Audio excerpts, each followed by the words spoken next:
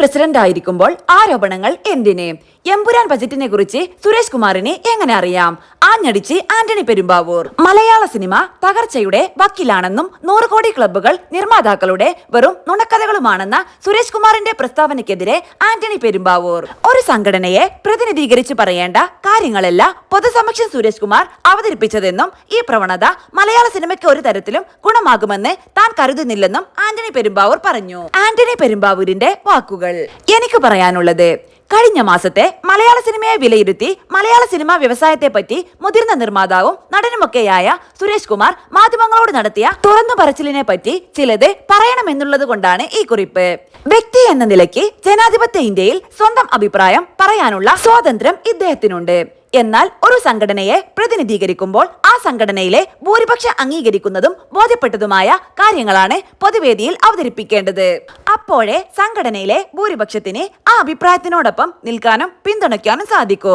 സംഘടനയിൽ അഭിപ്രായ സമന്വയമില്ലാത്ത കാര്യങ്ങൾ വ്യക്തിപരമായി പൊതുസമക്ഷം അവതരിപ്പിക്കാൻ അദ്ദേഹം തയ്യാറായതുകൊണ്ട് മാത്രം അതേ സ്വാതന്ത്ര്യം എടുത്തുകൊണ്ട് ഞാനും ചിലത് ജനങ്ങൾക്ക് മുന്നിൽ തുറന്നു പറയുകയാണ്. ജൂൺ 1 മുതൽ നിർമ്മാതാക്കൾ സമരത്തിനിറങ്ങുന്നതായി വലിയ ആവേശത്തിൽ സുരേഷ് കുമാർ പറഞ്ഞത് ഞാനും കണ്ടു. മറ്റു ചില സംഘടനകളിൽ നിന്നുണ്ടായ സമ്മർദ്ദങ്ങൾക്ക് വഴങ്ങിയാവണം അദ്ദേഹം അങ്ങനെ പറയാൻ തയ്യാറായത് എന്നാണ് ഞാൻ കരുതുന്നത്. ഇത്തരത്തിലൊരു സമര നീക്കം സിനിമയ്ക്ക് ഒരു തരത്തിലും ഗുണമാകുമെന്ന് ഞാൻ കരുതുന്നില്ല. കാരണം 100 കണക്കിന് ആളുകളെ, അതുവഴി ആയിരക്കണക്കിന് കുടുംബങ്ങളെ നേരിട്ടും അല്ലാതെയും ബാധിക്കുന്ന ഒന്നാണത്. സംഘടനയെ പ്രതിനിധീകരിച്ച് ആരാണ് ഇതൊക്കെ പറയാൻ അദ്ദേഹത്തെ ചുമതലപ്പെടുത്തിയത്? എന്താണ് അതിന് പിന്നിലെ ചേതോ വികാരം എന്നൊക്കെയുള്ള കാര്യങ്ങളിൽ വ്യക്തത വേണ്ടതുണ്ട്. കൂട്ടത്തിലുള്ളവരെ പറ്റിയും സിനിമയിലെ മറ്റു മേഖലകളിൽ ഉള്ളവരെയും പുത്തൻ തലമുറയെ പറ്റി കടുത്ത ഭാഷയിൽ വിമർശിച്ചാൽ അദ്ദേഹത്തോടൊപ്പം സംഘടനയിലെ മറ്റുള്ളവർ നിശബ്ദമായി പിന്തുണയ്ക്കുമെന്നാണ് അദ്ദേഹത്തിന്റെ ധാരണയെന്നും അത് കേട്ടപ്പോൾ എനിക്ക് തോന്നി. ഏതെങ്കിലും നിക്ഷിപ്ത താല്പര്യക്കാരുടെ വാക്കുകളിൽ അദ്ദേഹം പെട്ടുപോയതാണോ എന്ന് സംശയം തോന്നി. 100 കോടി ക്ലബിൽ കയറിയ മലയാള സിനിമകളെ പരിഹസിച്ചും വെല്ലുവിളിച്ചും അദ്ദേഹം സംസാരിച്ചതും കേട്ടു. സിനിമ 50 കോടി, 100 കോടി, 200 കോടി, 500 കോടി ക്ലബ്ബുകളിൽ കയറുക എന്നത് ഇന്ത്യയിൽ എവിടെയുമുള്ള ഫിലിം ഇൻഡസ്ട്രികളിൽ നിലവിലെ രീതി അനുസരിച്ച് എന്റെ അറിവിൽ മൊത്തം കളക്ഷനെ അഥവാ ഗ്രോസ് കളക്ഷനെ അടിസ്ഥാനമാക്കി തന്നെയാണ്. തിയേറ്ററിൽ നിന്നും മൊത്തം വരുന്ന കളക്ഷനും ആ സിനിമയ്ക്ക് വിവിധ രീതികളിൽ നിന്ന് വന്നു ചേരുന്ന മറ്റു വരുമാനങ്ങളും കൂടി ചേരുന്നതാണത്. നിർമ്മാതാവിനുള്ള അറ്റാദായത്തെ വച്ചിട്ടല്ല അങ്ങനെയുള്ള വിലയിരുത്തലും വിശേഷണങ്ങളും. അത് ബോളിവുഡിലും തമിഴിലും തെലുങ്കിലുമെല്ലാം അങ്ങനെ തന്നെയാണ് താനും. അതിനെ നിർമ്മാതാവിന് മാത്രം കിട്ടിയതായുള്ള അവകാശവാദമായി ചിത്രീകരിച്ച് വിമർശിക്കുന്നതിന്റെ പൊരുൾ ദുരൂഹമാണ്. പിന്നെ അദ്ദേഹം പ്രതിനിധീകരിക്കുന്ന സംഘടനയിലുള്ളവർ തന്നെയാണല്ലോ ഇങ്ങനെ 100 കോടി ക്ലബിലും 200 കോടി ക്ലബിലും ഇടം നേടിയ വിശേഷണങ്ങൾ പ്രചരിപ്പിക്കുന്നതും. മലയാളത്തിൽ നിന്നുള്ള സിനിമകൾക്ക് ചുരുങ്ങിയ നാൾ കൊണ്ട് അത്രയ്ക്ക് കളക്ഷൻ കിട്ടും. അവ മറ്റു നാടുകളിലെ അതിലും വലിയ സിനിമകൾക്കൊപ്പം എത്തുകയും ചെയ്യുന്നതിൽ സന്തോഷിക്കുകയും ആ സന്തോഷം പങ്കിടുകയും ചെയ്യുന്നതിൽ അപാകതയില്ലെന്നാണ് എന്റെ അഭിപ്രായം. അതിനെയൊക്കെ ചോദ്യം ചെയ്തും അധിക്ഷേപിച്ചും അപരാധമെന്നോണം വ്യാഖ്യാനിച്ചും സുരേഷ് കുമാർ സംസാരിച്ചതിന്റെ ചേതോ വികാരവും അവ്യക്തമാണ്. സംഘടനയുടെ പ്രസിഡന്റ് ആയിരിക്കെ ശ്ലാഘനീയമായ ഒട്ടേറെ പ്രവർത്തനങ്ങൾക്ക് നേതൃത്വം നൽകിയ കഴിവറ്റ ഒരാളാണ് സുരേഷ് കുമാർ എന്നതിൽ ആർക്കും തർക്കമില്ല. എന്നാൽ സുഹൃത്തും നിർമ്മാതാവുമായ ആന്റോ ജോസഫ് പ്രസിഡന്റ് ആയിരിക്കെ സുരേഷ് കുമാർ ഇങ്ങനെ സഹജീവികൾക്കെതിരെയും സ്വന്തം വ്യവസായത്തിനെതിരെയുമുള്ള ആരോപണങ്ങളുമായി മുന്നോട്ട് വന്നത് എന്തുകൊണ്ട്, എങ്ങനെയെന്ന് മനസ്സിലാവുന്നില്ല. അവരൊന്നും ഇതേപറ്റി യാതൊന്നും പറഞ്ഞതായി കേട്ടില്ല. സുരേഷ് കുമാറിന്റേത് സംഘടനയുടെ ഭാഷ്യമാണെങ്കിൽ ആന്റോ ജോസഫിനെ പോലുള്ളവരും അദ്ദേഹത്തെ പിന്തുണച്ചു രംഗത്ത് വരേണ്ടതായിരുന്നില്ലേ എന്നാരെങ്കിലും സംശയിച്ചു പോയാൽ തെറ്റില്ല. സംഘടനയിലെ ആഭ്യന്തര കാര്യങ്ങളെ പറ്റി പറയാൻ ഞാൻ ആളല്ല. പക്ഷേ ആന്റോയെ പോലുള്ളവരുടെ മൗനത്തിൽ നിന്ന് ഞാൻ മനസ്സിലാക്കുന്നത് അവർക്കും സുരേഷ് കുമാർ പറഞ്ഞ കാര്യങ്ങളോടും രീതിയോടും അഭിപ്രായ വ്യത്യാസം ഉണ്ടായിരിക്കുമെന്ന്.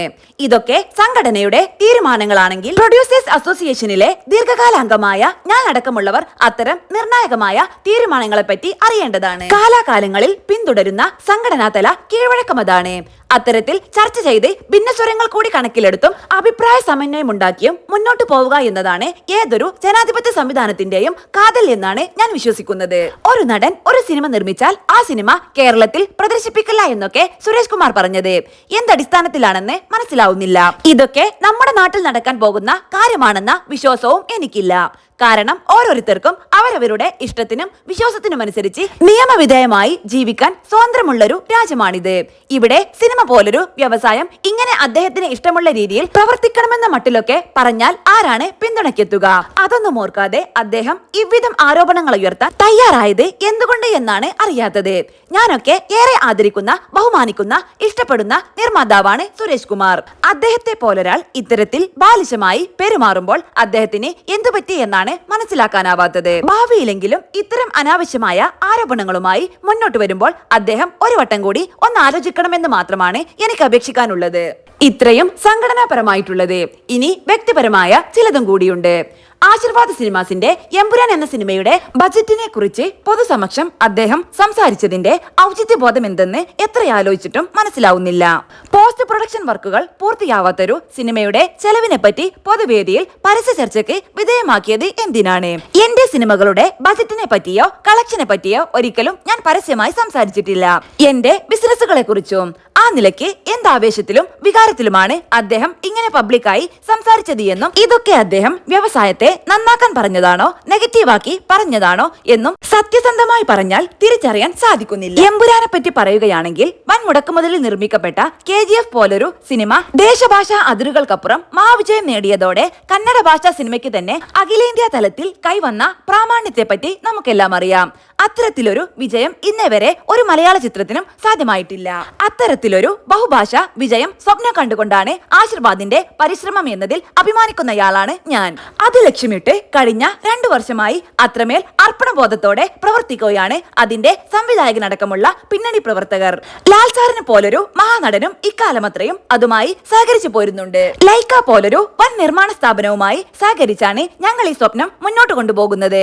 പല കാര്യങ്ങളിലും വിട്ടുവീഴ്ച ചെയ്താണ് ആർട്ടിസ്റ്റുകളും സാങ്കേതിക വിദഗ്ധരും അടക്കമുള്ള ഒരു വലിയ സംഘം അതിനു പിന്നിൽ അഹോരാത്രം പണിയെടുക്കുന്നത്. നമ്മുടെ ഭാഷയിൽ നിന്ന് ബഹുഭാഷ വിജയം കൈയാളുന്ന വൻ ക്യാൻവാസിലുള്ളൊരു ചിത്രമാക്കി ഇതിനെ മാറ്റുക എന്ന ഒറ്റ ലക്ഷ്യത്തിനു വേണ്ടിയാണ് ഇതെല്ലാം. അത്തരമൊരു സംരംഭത്തെ പ്രൊഡ്യൂസേഴ്സ് അസോസിയേഷൻ അകമഴിഞ്ഞു പിന്തുണയ്ക്കേണ്ടതിനു പകരം അതിന്റെ ഉദ്ദേശശുദ്ധി തിരിച്ചറിയാതെ പ്രവർത്തിക്കുന്നു എന്നത് വളരെ നിരാശയും സങ്കടവും നൽകുന്ന കാര്യമാണ്. അതിന്റെ ചെലവെത്രയെന്ന് അറിഞ്ഞുകൂടാത്ത സുരേഷ് കുമാർ സാറിന് ഇത്ര ആധികാരികമായി അതേപറ്റിയൊക്കെ എങ്ങനെ പറയാനായി എന്ന് എത്ര ആലോചിച്ചിട്ടും എനിക്ക് മനസ്സിലാവുന്നില്ല. നിർമ്മാണപൂർവ്വ പ്രവർത്തനങ്ങളുടെ അവസാന ഘട്ടത്തിലുള്ള ഒരു സിനിമയാണിതെന്ന് കൂടി ഓർക്കണം. ജനുവരിയിലെ കണക്ക് മാത്രം വെച്ചുകൊണ്ടാണ് സുരേഷ് കുമാർ സ്വന്തം ഭാഷ സിനിമകളെ പറ്റി രൂക്ഷമായ ഭാഷയിൽ അനഭിലഷണീയമായ ശൈലിയിൽ വിമർശിച്ചത്. എന്നാൽ കഴിഞ്ഞ വർഷം ലോക സാമ്പത്തിക മാധ്യമങ്ങൾ വരെ ആഘോഷിച്ചതാണ് മലയാള സിനിമ നേടിയ വിജയത്തിന്റെ കണക്കുകൾ. മികച്ച ഉള്ളടക്കത്തിന്റെ പേരിൽ അന്യഭാഷാ സിനിമക്കാരും പ്രേക്ഷകരും വരെ നമ്മുടെ സിനിമയെ ഉറ്റുനോക്കുകയും നമ്മുടെ തിയേറ്ററുകളെല്ലാം പരീക്ഷാകാലത്തും വ്രതകാലത്തുമൊക്കെ നിറഞ്ഞു കവിഞ്ഞതും കഴിഞ്ഞ വർഷം നാം നേരിലറിഞ്ഞതാണ്. ഉയർച്ച താഴ്ചകളും വിജയപരാജയങ്ങളും സിനിമയുണ്ടായ കാലം മുതൽ സംഭവിക്കുന്നതാണ്. പുതുവർഷം പിറന്ന് 1 മാസമാവുന്നതിന് മുൻപ് ആ മാസത്തെ വരവിനെ മാത്രം ഉയർത്തി കാണിച്ചുകൊണ്ട് സിനിമാ മേഖലയെ ഒട്ടാകെ വിമർശിക്കാൻ ഒരുമ്പെട്ടത് തീർച്ചയായും ആരോഗ്യകരമായ പക്വമായ ഒരിടപെടലായി എനിക്ക് അനുഭവപ്പെടുന്നില്ല. അതും അദ്ദേഹത്തെ പോലെ ലബ്ധപ്രദർശനായൊരു നിർമ്മാതാവിൽ നിന്ന്. സിനിമയിൽ എല്ലാവർക്കും വിജയിക്കാനായിട്ടില്ല. പലർക്കും അതിൽ നിന്ന് തിരിച്ചടികൾ ഉണ്ടായിട്ടുണ്ട്. അതൊക്കെ പരമാർത്ഥങ്ങളാണ്. അവ അവതരിപ്പിക്കേണ്ടതും അഭിസംബോധന ചെയ്യപ്പെടേണ്ടതും തന്നെയാണെന്നതിലും തർക്കമില്ല. പക്ഷേ എപ്പോഴും ആ വിഷയങ്ങൾ അവതരിപ്പിക്കുന്നതിൽ കുറെ കൂടി പക്വവും നിഷ്പക്ഷവുമായൊരു ശൈലി സ്വീകരിക്കണമായിരുന്നു എന്ന് തന്നെയാണ് എന്റെ അഭിപ്രായം. ഇത് എന്റെ മാത്രം അഭിപ്രായമാണ്. തിയേറ്ററുകൾ അടച്ചിടുകയും സിനിമകൾ നിർത്തിവെക്കുകയും ചെയ്യുമെന്ന് വ്യക്തികൾ തീരുമാനമെടുക്കുന്ന ഒരു രാജ്യത്തല്ല നമ്മളാരും സംഘടനാപരമായി നിലനിൽക്കുന്നത്.